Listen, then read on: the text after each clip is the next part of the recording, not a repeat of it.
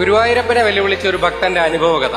ആ ഭക്തനെ നിങ്ങൾ ഈ വീഡിയോയുടെ അവസാനം കാണും. 11 വർഷങ്ങൾക്ക് മുമ്പ് ഇതേ അമ്പലനടയിൽ നടന്നൊരു സംഭവമാണ്. വർഷങ്ങളായി ഗുരുവായൂർ അമ്പലത്തിൽ ദർശനം നടത്തി വരുന്ന ആ പയ്യൻ വിദേശവാസത്തിന് പോകുന്നതിന് മുമ്പേ വീട്ടിൽ വെച്ചൊരു അപകടം ഉണ്ടാവും.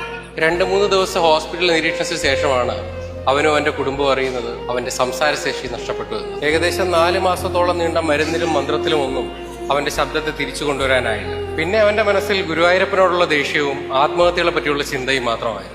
തന്റെ കുടുംബത്തോടൊപ്പം ഗുരുവായൂർ പോവുകയും ദർശനം നടത്തുകയും ചെയ്തു. ചിരിച്ചുകൊണ്ട് പ്രദക്ഷിണം തീർത്ത അവൻ ആഭരണങ്ങളെല്ലാം ജ്യേഷ്ഠന്റെ കയ്യിൽ ഊരി കൊടുത്തിട്ട് നേരെ പോയത് ആഴമേറിയ അമ്പലക്കുളത്തിലേക്കായിരുന്നു. അവന്റെ മാനസികാവസ്ഥ കണ്ട് മനസ്സിലാക്കിയ ഒരു വൃത്തൻ കുളക്കടവിൽ നിന്ന് അവനെ നേരെ കൂട്ടിക്കൊണ്ടുപോയത് ശയനപ്രദക്ഷിണം ചെയ്യുന്നതിന് വേണ്ടിയായിരുന്നു. കുടുംബക്കാരിൽ നിന്ന് അവന്റെ അവസ്ഥ മനസ്സിലാക്കിയ വൃത്തൻ ശയനപ്രദക്ഷിണം തീർന്നവരെ അവനോടൊപ്പം ചെയ്തു. അവന്റെ ഇരു കൈകളും ചേർത്ത് പിടിച്ചിട്ട് ആ വൃത്തൻ പറഞ്ഞെന്താണെന്നറിയോ? ഭഗവാനെ ഉറച്ചു വിളിക്കുക, ഭഗവാൻ കേൾക്കും. ദീപാരാധന കഴിഞ്ഞ് നട തുറന്നപ്പോൾ മണിയൊച്ചകളുടെ കൂടെ ഒരു വിളി കൂടി വന്നു, അമ്മേ എന്നൊരു വിളി.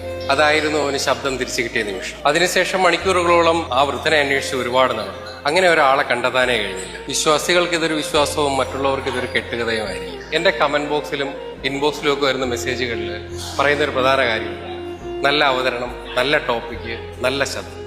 ശബ്ദം എങ്ങനെ നന്നാവാതിരിക്കും? അമ്പലക്കുളത്തിൽ ചാടാൻ നിന്ന് എന്നെ പിടിച്ചു കയറ്റി ശബ്ദം തന്നത് എന്റെ ഗുരുവായൂരപ്പനല്ലേ? നാരായണനാമം ജപിക്കുന്ന ഓരോ ഭക്തന്റെയും മനസ്സിൽ ഗുരുവായൂരപ്പൻ ഒരു വിശ്വാസമാണ്, ഒരു പ്രതീക്ഷയാണ്, ഒരു അത്ഭുതമാണ്.